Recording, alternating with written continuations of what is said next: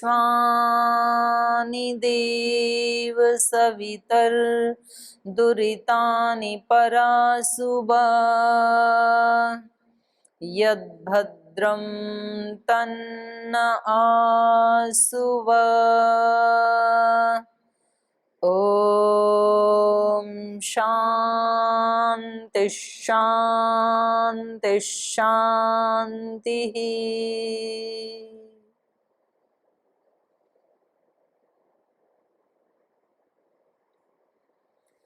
दिव्य जीवन की कक्षा में आप सभी का स्वागत है। छोटे छोटे जो हमारे डाउट्स होते हैं जीवन में, कभी कभी हमारे मन में आते हैं, कभी कभी फिर वो चले भी जाते हैं। कभी हम सोचते हैं कि इसके बारे में किसी से पूछें, कभी हम उसको अनसुना अनदेखा भी कर देते हैं। कोई चीज़ आई थोड़ी देर के लिए, फिर हमने उसको बिना उसके बारे में पूछे या उस डाउट को बिना सुलझाए फिर हम आगे बढ़ जाते हैं। तो देखा ये जाता है कि जीवन में जो ये शब्द प्रयोग किए जाते हैं, एक सामान्य जीवन, फिर एक उससे भी नीचे का पाश्विक जीवन, फिर उसके ऊपर का एक मध्यम स्तर का जीवन, एक उच्च स्तर का जीवन, फिर एक दिव्य जीवन, सबसे ऊंचा शब्द है ये। तो ये जो कैटेगरी हैं, ये किसी मनुष्य के जीवन में कैसे बन जाती हैं? कैसे कोई मनुष्य शरीर में रहते हुए ही पाश्विक जीवन कैसे जीने लग जाता है? इसी शरीर में रहते हुए कोई सामान्य मध्यम उच्च स्तर का जीवन कैसे जीता है? और कुछ ऐसी बिरली आत्माएं भी आती हैं संसार में जो अपने जीवन को दिव्य बना लेती हैं। माने वो डिवाइन जो है वो उनके माध्यम से प्रवाहित होने लगता है, उनके व्यवहार से, उनके वाणी से, उनके आचरण से। वो जिधर से निकल जाते हैं वो सब के लिए रास्ते बन जाते हैं। जो शब्द उनके मुख से निकल जाते हैं वो शास्त्र बन जाते हैं। जो वो आचरण व्यवहार करते हैं अपने जीवन में, वो सबके जीवन की जीवन पद्धति बन जाती है। जो उनका जीवन होता है वो आने वाली हजारों लाखों पीढ़ियों के लिए सभ्यता और संस्कृति बन जाती है, आदर्श बन जाते हैं। तो ये अंतर कैसे होता है? कैसे हम अपने जीवन को उस दिव्यता की तरफ ले चलें? तो इसके अनेक उपाय हैं। उसमें हमारा आहार है, हमारा विचार है, हमारा भाव है, हमारे कर्म हैं, कर्म करने का हमारा तरीका है, लाइफस्टाइल जिसको कहते हैं। बहुत सारी चीज़ें उसमें शामिल है। उसमें एक चीज़ ये भी है कि हम इस प्रकार का चिंतन मनन करें, जैसे हमने पिछली कक्षा में भी चर्चा की थी आपके सामने, कि हमारे प्राचीन ऋषियों की यही पद्धति रही है कि वो जब कभी बैठते थे तो किसी ऐसे विषय के ऊपर वो चर्चा करते थे, या तो शास्त्रार्थ करते थे। शास्त्रार्थ होता है जिसमें पक्ष और प्रतिपक्ष दोनों होते हैं, और एक इसको बोलते हैं वाद। न्याय दर्शन में बात करने के 4 तरीके बताए हैं। एक होता है वाद, जिसमें एक व्यक्ति अपना पक्ष रखता है, दूसरा व्यक्ति अपना प्रतिपक्ष रखता है। एक व्यक्ति कहता है ईश्वर है, दूसरा व्यक्ति कहता है कि नहीं, ईश्वर तो दिखाई नहीं देता है। तो लेकिन दोनों का उद्देश्य होता है कि भाई वास्तव में सत्य क्या है। तो अपने अपने हेतु से, उदाहरण से, उपनय निगमन आदि के माध्यम से, जो पंचावयव का सिद्धांत है उसके माध्यम से वो अपने अपने पक्ष को रखते हैं, और उनका उद्देश्य होता है एक निर्णय पर पहुंचना, सत्य निर्णय पर पहुंचना। उसको वाद कहते हैं। एक बातचीत करने का तरीका होता है जल्प, कि उसमें अपनी बात को ऊपर रखना होता है, दूसरे को पराजित करना, ये उद्देश्य होता है किसी भी प्रकार से। और एक होता है वितंडा, उसमें अपना कोई पक्ष नहीं है, अपने को जिताना नहीं है, पर दूसरे को काट देना है। तो ये हम सामान्य रूप से भी देखते हैं जीवन में। और एक होता है संवाद, वो करते हैं ऋषि लोग बैठ करके कि भाई चलो आज हम इस एक टॉपिक के ऊपर, आत्मा के ऊपर, परमात्मा के ऊपर, प्रकृति के ऊपर, संबंधों के ऊपर, आहार के ऊपर, निद्रा के ऊपर, कोई भी एक टॉपिक लेते हैं, इसके ऊपर आज हम चर्चा करते हैं।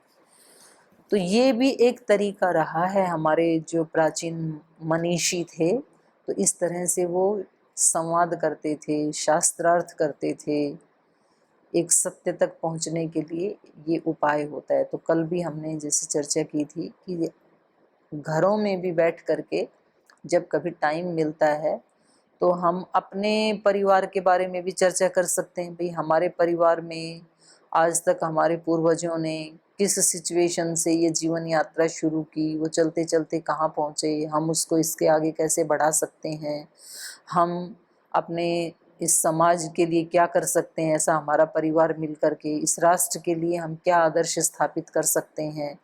क्योंकि घरों में भी यदि इस प्रकार की चर्चा हो, यदि पिता पुत्र माता और पुत्र वधू और दूसरे जो बच्चे हैं वो मिलकर के यदि इस प्रकार की चर्चा करें कि कैसे हम ऐसा क्या नयापन अपने घर में लाएं, योग को अपनाएं कि आयुर्वेद को अपनाएं या अध्यात्म को अपनाएं कि ध्यान को अपनाएं या सेवा को अपनाएं, हम ऐसा क्या नया अपने जीवन में अपनाएं या लाएं जिससे हमारे मोहल्ले वालों के बीच में हमारी एक अलग पहचान बने, हमारे गांव के बीच में हम एक आदर्श बने, हमारे जिले के बीच में, हमारे सब संबंधियों के बीच में कैसे अपने लाइफस्टाइल को थोड़ा हम ऊपर उठाएं, आपस में मिलजुल के एक दूसरे को सहयोग देते हुए। क्योंकि घर में यदि एक व्यक्ति जीवन को ऊंचा उठाना चाहता है और बाकी के चार चाहते ही नहीं है, तो वो एक चाहते हुए भी ना चार का उठा पाता है ना अपना उठा, संघर्ष शुरू हो जाता है घर में। तो आपस में वैमनस्य पैदा हो जाते हैं। एक व्यक्ति कहता है मैं तो योग की सेवा करूंगा या करूंगी, बहन है तो फिर पति मना करता है कि वहां जाओगी तो मेरे को छोड़ दो फिर, और वो कहती है कि नहीं मैं आपको भी नहीं छोड़ना चाहती और योग भी नहीं छोड़ूंगी। तो एक संघर्ष हो जाता है। फिर कहीं कहीं पति सेवा के लिए जाता है, पत्नी कहती है यदि वहां जाते हो तो फिर वहीं रहो, घर में मत आओ, वहीं खाना खाओ। तो कहता है कि नहीं मैं जाऊंगा और खाना भी अपने घर में खाऊंगा और साथ में अतिथियों को भी लाऊंगा। तो वहाँ संघर्ष पैदा हो जाता है। पत्नी बोलती है कि फिर अतिथियों को लाओगे, अगर ऐसे ही लोगों को लाओगे तो मैं ये चली अपने पीहर, आप खुद बनाओ और अपने अतिथियों से बनवाओ। तो बातचीत करने से किसी चीज के, क्योंकि उसको पत्नी को नहीं पता कि योग का सत्य क्या है, कहीं कहीं पति को नहीं पता होता है कि अध्यात्म का, योग का, सेवा का सत्य क्या है। तो हमें बैठ के इस प्रकार से चर्चा करनी चाहिए। तो यहाँ भी हम पिछले लगभग 1.5-2 महीने से यहाँ देवप्रयाग में आए हुए हैं। तो कभी कभी बैठ जाती हैं अपनी जो साध्वी बहनें हैं यहाँ आचार्य के रूप में, जो यहाँ अपने पूरा जीवन इन्होंने समर्पित किया है, और बहुत सुंदर यहाँ 100 कन्याएं व्याकरण से लेके दर्शन उपनिषद और जो मॉडर्न विषय हैं उनकी भी शिक्षा ले रही हैं। तो कभी कभी हम आपस में ऐसे बातचीत करते हैं, तो कभी बिल्कुल छोटे छोटे विषय के ऊपर चर्चा करते हैं, कभी ये बड़े विषय के ऊपर भी प्रश्न पूछते हैं। तो आज आपको भी शामिल करते हैं और आज शुरू करते हैं साध्वी देवाश्रिता जी से। तो देवाश्रिता जी आप शुरू कीजिए, आप क्या पूछना चाह रहे हैं? प्रणाम दीदी। ओम जी। दीदी हम बहुत सुनते हैं अपने बड़ों से अपने जीवन में कि हमको सत्य बोलना चाहिए, किसी भी परिस्थिति में सत्य को नहीं छोड़ना चाहिए। और भजन की पंक्तियाँ लिखते हुए बहन ने और हमारे ऋषियों ने भी वेदों में कहा है, ये पंक्ति ही लिख दी कि सत्य ही आधार है प्रभु पंथ का। और हम इस मार्ग पे आगे बढ़ते हैं। तो प्रभु पथ का, मार्ग का ये सत्य आधार है, तो फिर सत्य को जानना था। जैसे हम सत्य बोल देते हैं कभी कभी, तो कभी क्या होता है कि दूसरे को बुरा लग जाता है और वो हमको डांट देता है, हमारी मनस्थिति डामाडोल हो जाती है और हम मार्ग पे चल नहीं पाते। कभी क्या होता है कि सच बोलने से डर लगता है कि हम ये सच बोल देंगे, मेरे जीवन की ये गलती इसको पता लग गई, हमारे बड़े हैं, तो फिर ये मेरी ऐसी इमेज बना लेंगे, फिर मैं तो कभी बोल नहीं पाऊँगी, आगे जो काम है वो नहीं कर पाऊँगी, इसलिए सच नहीं बोल पाते। तो इसको सत्य को कैसे समझिए? हाँ, ये तो बहुत अच्छा प्रश्न है, बहुत बड़ा प्रश्न भी है। और क्योंकि एक तरफ हम अपने गुरुजनों से सुनते हैं कि सच बोलना चाहिए, और दूसरी तरफ प्रैक्टिकल हम ये देखते हैं कि सच बोलने से ही बहुत सारी मुसीबतें आ जाती हैं। तो जैसे छोटी छोटी बातें होती हैं, किसी व्यक्ति से कोई त्रुटि हो गई, जैसे अभी हम बैठे हैं ना, तो उनका पैर मेरे पैर से लग गया या मेरा पैर उनके पैर से लग गया तो लोक व्यवहार कहता है कि जिसके पैर से पैर लग गया तो ऐसे करना चाहिए।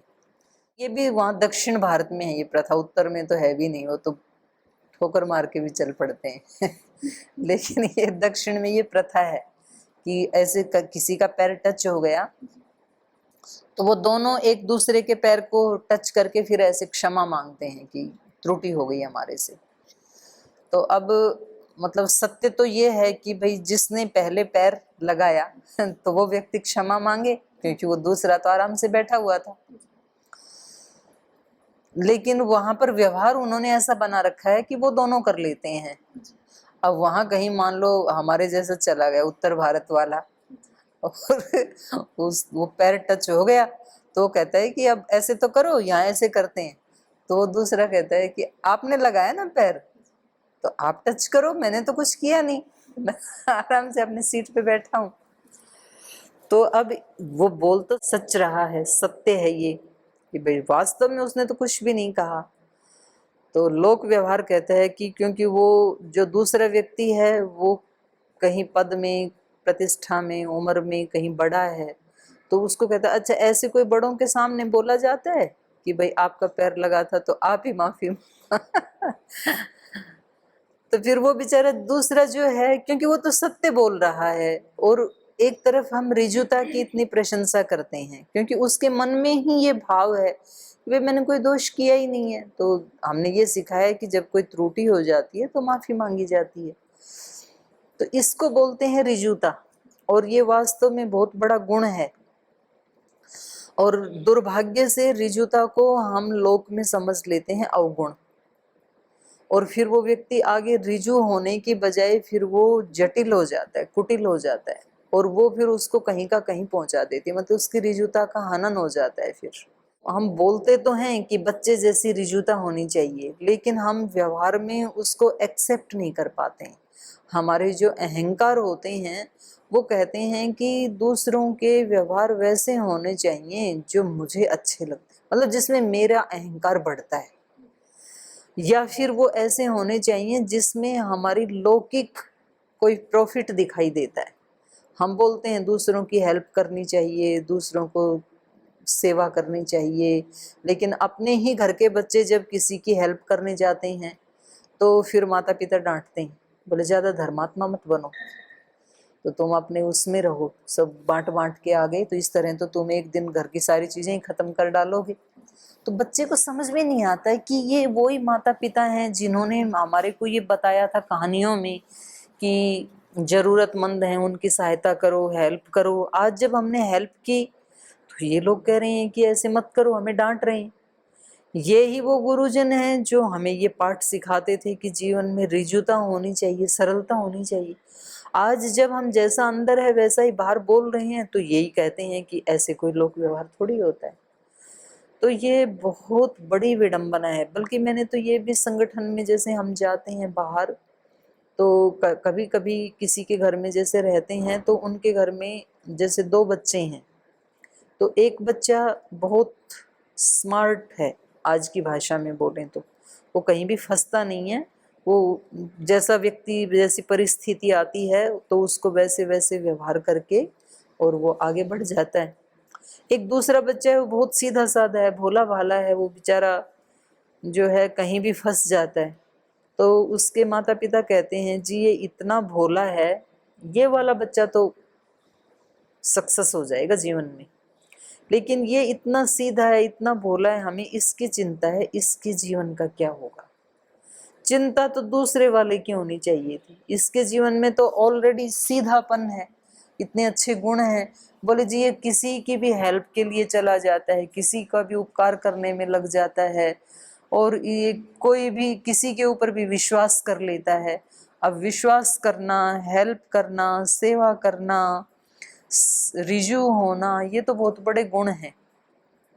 हमें ऐसे बच्चों को प्रोत्साहित करना चाहिए था, सम्मानित करना चाहिए था, लेकिन दुर्भाग्य से हमने ऐसा लोक का वायुमंडल बना दिया कि यहाँ पर किसी तरह भी दूसरे को चीट करके, दूसरे को बीट करके, दूसरे को गिरा करके कैसे भी आप आगे पहुंच जाओ, बस वो आपके जीवन की सफलता है। लेकिन आध्यात्मिक जगत में इसको सफलता नहीं कहते मानव जीवन की।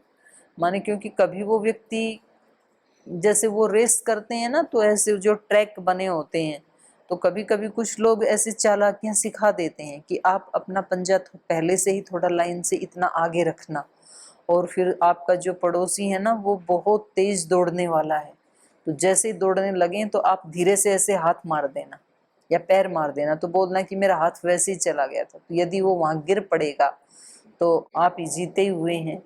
तो हम इस तरह की जटिलताएं बच्चों के मन में डाल देते हैं। अब हो सकता है कि वो व्यक्ति उस रेस को तो जीत जाएगा वो बच्चा, लेकिन जीवन की रेस में हमने उसको पराजित कर दिया। सदा सदा के लिए हमने उसके अंदर एक बुरा संस्कार डाल दिया। मेरे को याद आता है कि मैं एक बार जहाँ शरीर का जन्म हुआ उस परिवार में गई थी। एक छोटा बच्चा है वहां पे। तो जब मैं आने लगी तो वो रोने लगा कि हम भी साथ चलेंगे। तो मैंने उससे बच्चे से कहा कि अभी आप नए कपड़े पहन लो अंदर जाके, और मैं अभी आती हूँ, गाड़ी में तेल भरवा के लाते हैं, फिर आपको ले चलेंगे। तो वो इतना सरल था बच्चा। तो अपनी माँ को कहने लगा कि माँ अंदर चलो, मुझे नई ड्रेस पहनाओ। और उसकी माँ ने भी सोचा कि चलो इस बहाने से ही ये नहीं रोएगा, तो वो उसको अंदर लेके गई कि आपको नए कपड़े पहनाते हैं, बहन जी अभी आएंगी, तेल डलवाने जा रही हैं गाड़ी में। और वो तो अंदर चला गया खुश खुश, और हम आ गए वहां से। तो उसके बाद उसकी माँ ने मेरे को बताया कि जी इसने थोड़ी देर तो इंतजार किया, बार बार पूछता रहा कि बहन जी कहाँ हैं, कब आएंगे तेल डलवा करके, वापस कब आए। बोल मैंने इसको कपड़े तो पहना दिए क्योंकि इसने जिद की, लेकिन ये बाहर आके बार बार देखता रहा वहां दरवाजे के ऊपर। और फिर हम थोड़ी देर तो कहते रहे कि अभी आएंगे अभी आएंगे, लेकिन 1 घंटे के बाद तो फिर हमें सच बताना ही पड़ा, क्योंकि बच्चा तो बच्चा है, बाल हट होती है कि भाई ऐसे लगता है बहन जी तो सीधे निकल गए हरिद्वार, अब नहीं आएंगे। तो बोलीजिए इतना दुखी हुआ कि नहीं, उन्होंने मेरे से ऐसे क्यों बोला कि मैं तेल भरवा के आ रही हूँ। फिर तो जब उसकी माँ ने मेरे को बताया तो मतलब मेरे को इतना मन में इतना कष्ट हुआ, मेरे को इतना बुरा लगा कि भाई मैंने आज मतलब अनजाने में ही एक बच्चे के अंदर एक गलत संस्कार भर दिया, एक गलत बीज बो दिया है मैंने। कल को जब यही बच्चा बड़ा होगा और जब हम बड़े हो जाएंगे, बुजुर्ग हो जाएंगे, और मान लो हम उससे कोई हेल्प मांगेंगे, सेवा की बात कहेंगे कि बेटा ये वाला काम करना, तो वो भी हमें ऐसे ही चकमा दे करके जाएगा। हम भी देखते रह जाएंगे। उस समय व्यक्ति रोता है कि देखो ये बच्चे ने कैसे मेरे को बहका दिया, लेकिन उस व्यक्ति को ये याद नहीं रहता है कि ये बीज तो मैंने ही बोया था बचपन में। आज मैंने उसके अंदर ये बीज डाल दिया कि ऐसे भी होता है कि कहा कुछ और जाता है और किया कुछ और जाता है। व्यक्ति को खुश कर दिया जाता है थोड़ी देर के लिए, लेकिन वो रियलिटी नहीं होती है। तो ये बीज हमने अनजाने में डाल दिया, और हम ऐसे सोचते हैं कि देखो मैंने उसको रोने से बचा दिया, नहीं तो रोता कई देर। तो हम उसको चीट करके धोखा करके आ गए। वो धोखा हमने उसके साथ नहीं किया, वो धोखा हमने अपने साथ कर लिया, और उस बच्चे के अंदर एक गलत संस्कार भी डाल दिया। तो वो धोखा हमने समाज और राष्ट्र के साथ भी कर दिया, वो धोखा हमने पूरी मानवता के साथ भी कर दिया। ठीक है, सच बताने से थोड़ी देर रोता जरूर बच्चा, लेकिन कोई संस्कार गलत नहीं पड़ता, सच का ही पड़ता उसके अंदर। तो ऐसे बहुत छोटे छोटे व्यवहार हम लोग में करते हैं। और मैंने बाद में जाके, वो छोटा ही बच्चा है, जब वो मिला तो मैंने उससे माफ़ी मांगी कि मेरे से गलती हो गई, मुझे ऐसे नहीं कहना चाहिए था। तो हम ऐसे बहुत असत्य बोल देते हैं बच्चों के सामने, और मतलब बोलते कुछ और हैं, व्यवहार में कुछ और उनसे करवाते हैं। तो बच्चा कंफ्यूज हो जाता है कि ये व्यवहार वाला सच ये सच है, या उस समय जो उपदेश दिया गया था वो सच, ठीक कौन से वाला है। तो हमें इसीलिए तो मतलब माता पिता गुरुजनों की बहुत बड़ी भूमिका होती है, क्योंकि बच्चे वाणी से नहीं सीखते हैं, हमारे आचरण से सीखते हैं। मतलब जो हम उनको बता रहे हैं वैसा हम खुद कर पाते हैं या नहीं कर पाते। नहीं कर पाते हैं तो कोई बात नहीं है, लेकिन हम उसको स्वीकार करना सीखें कि बेटा ठीक तो यही है, लेकिन मेरे अंदर भी अभी कुछ मेरी न्यूनताएं हैं, तो मैं भी 100% उसको सत्य मार्ग को नहीं जी पा रहा हूँ, लेकिन मैं प्रयास कर रहा हूँ पूरा। ऐसा यदि बताएं तो बच्चों के मन के ऊपर बिल्कुल पॉजिटिव प्रभाव पड़ेगा और फिर वो हेल्प करते हैं हमारी सत्य में आगे बढ़ने के लिए। और हमें भी आगे से ये लगता है कि भाई अगर मुझे सचमुच बच्चों के अंदर ये आदर्श स्थापित करने हैं तो मुझे वैसे जीना ही चाहिए। तो एक तरह से हमारी भी उन्नति होती है, बच्चे की भी उन्नति होती है, सत्य की भी रक्षा होती है, और यही सच्ची समाज की भी सेवा है, और राष्ट्र की भी सच्ची सेवा है, और भगवान की भी सच्ची सेवा यही है। असत्य कभी भी आधार नहीं हो सकता है। थोड़ी देर के लिए हमें अच्छा लग सकता है वो, लेकिन सत्य तो कहते ही उसको है कि जिसमें त्रिकाल में कभी कोई चेंज नहीं आता है, और त्रिकाल में वो दुखदाई नहीं होता है। कई बार हम ऐसे बोल देते हैं ना, भाई सत्य बड़ा कड़वा होता है, दुख देने वाला होता है, ऐसे हमने सुना है। तो वास्तव में वो कड़वाहट सत्य की नहीं होती है, हमारी जो भावनाएं हैं या हमारी कामनाएं हैं, तो उनके अनुकूल नहीं पड़ता है वो, तो इसलिए कामना के कारण वो कड़वा लगता है। जैसे कोई किसी व्यक्ति को जब ज्वर हो जाता है ना, तो आप उसको रोटी खिलाएं, उसको दूध पिलाएं, दूध तो अमृत है, लेकिन वो बोलता है जी दूध में टेस्ट नहीं आ रहा, कड़वा कड़वा लग रहा है। तो दूध कड़वा नहीं है, उसके अंदर विकार है, इसलिए उसको दूध कड़वा लग रहा है। तो जब बुखार ठीक हो जाएगा तो वही दूध उसको अमृत जैसे लगेगा। तो कभी कभी हमें ऐसे लग जाता है कि जी सत्य कड़वा होता है, सत्य कड़वा नहीं होता है, उसको स्वीकार करने में हमें थोड़ा जोर पड़ता है, क्योंकि हमारे अपने जो संस्कार होते हैं और जो हमारी अपनी कामनाएं होती हैं, मन के जो अभ्यास हमने बना लिए, उनके अनुसार वो फिट नहीं बैठता है, तो इसलिए ऐसे कहा जाता है। तो चाहे मतलब आपने पूछा कि जी वो नाराज हो जाते हैं हम जब और वैसे जैसा उन्होंने फ्रीक्वेंसी बताया, सेट हो जाती है और कभी। ऐसी वो हमारी छवि बना लेते हैं, तो फिर तो वो हमें उस दृष्टि से देखेंगे, तो उसको फिर सहना और कठिन हो जाएगा, तो हमारी तो उन्नति नहीं होगी। तो ये सच है। तो इसके लिए फिर एक उपाय तो ये है कि अगर हमारे अंदर कोई, मान लो हमारे से कोई त्रुटि हो गई या हमारे अंदर कोई वीकनेस है, माता पिता को तो निश्चित रूप से बता देना चाहिए। हो सकता है कि माता पिता को थोड़ी देर के लिए बुरा लगे, लेकिन वो कभी भी आपकी छवि अपने मन में बुरी नहीं बनाएंगे, क्योंकि आप उनके अंश हैं। वो आपको डांट सकते हैं, पीट भी सकते हैं कि आपने ऐसा कैसे कर दिया, लेकिन अगर आपको उन्होंने पीटा और आपके कान में खून आ गया, या आपकी आंख में चोट लग गई, या नाक में चोट लग गई, या मुंह में खून आ गया पीटते हुए, तो अब आपको उठा के हॉस्पिटल भी वही लेके जाएंगे सबसे पहले। इतनी प्रीति भी है उनको पीटते हुए भी, तो बेशक थोड़ा दंड मिल जाएगा, या थोड़ी देर के लिए वो हमारी अवहेलना कर देंगे कि आप हमारे बालक हो ही नहीं, आपने ऐसा यदि किया है तो, लेकिन तो भी प्रीति तो होती है उनकी। तो हमें हिम्मत करके बता देना चाहिए। अगर माता पिता ना हो तो फिर गुरु भी, अगर सच्चा गुरु है, उसकी प्रीति है, तो आप उसको बता सकते हैं। और वास्तव में गुरु कहलाने का अधिकारी वही व्यक्ति होता है जो हमारे किसी दोष को जान करके भी हमें उससे उबार ले और हमें पता भी ना लगने दे। उसी के लिए तो गुरु की जरूरत होती है। और कोई ऐसा मित्र भी हो सकता है कि कुछ ऐसे सच्चे मित्र होते हैं, तो जो 8 सिद्धियां हैं, तो सांख्य कारिका में सुहृत प्राप्ति भी एक सिद्धि बताई है। अच्छे मित्र की प्राप्ति होना ये अपने आप में एक सिद्धि है। और एक दोहा भी हमने सुना था बचपन में, पापात निवारयति योजयते हिताय, गुह्यान गुहति गुणान प्रकटीकरोति। तो मित्र जो होते हैं वो पाप से बचाते हैं, और जो गोपनीय है उसको गुप्त ही रखते हैं सबके सामने, और किस कोई गुण है अपने मित्र के तो उनको प्रकट करते हैं। तो ऐसा कोई मित्र भी हो सकता है, तो हम अपने मित्र को बता सकते हैं अपनी वीकनेस। और कोई भी नहीं है तो भगवान को बता सकते हैं हम, और वो हमें उबार लेते हैं निश्चित रूप से। लेकिन हाँ, इतना हमें जरूर ध्यान रखना चाहिए कि जिसको हम बता रहे हैं उस व्यक्ति के अंदर उसको सुनने की, उसको पचाने की, और फिर वहां से हमें उबारने की उसके अंदर क्षमता है या नहीं है। यदि उसके अंदर इतनी क्षमता नहीं है तो फिर नहीं बताना चाहिए, क्योंकि वहां तो फिर बताने से और ज्यादा नुकसान हो सकता है। तो हमें चिंता ये नहीं है कि हमारी छवि कैसी बनेगी, पर वो व्यक्ति उसको संभाल पाएगा कि नहीं। तो कहीं उल्टा मेरा भी नुकसान हो, उसका भी हो, तीसरे का भी हो, ऐसा ना हो।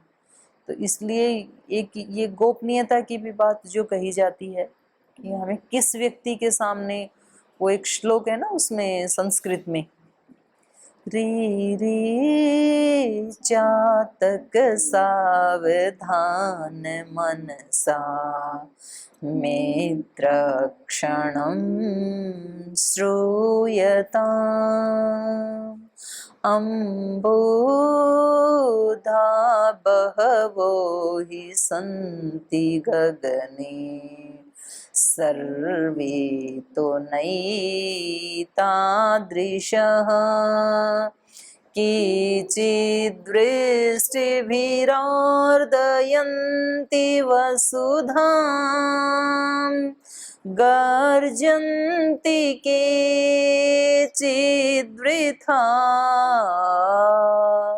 यं यं पश्यति तस्य तस्य पुरतः मा ब्रूहि दीनं वचः।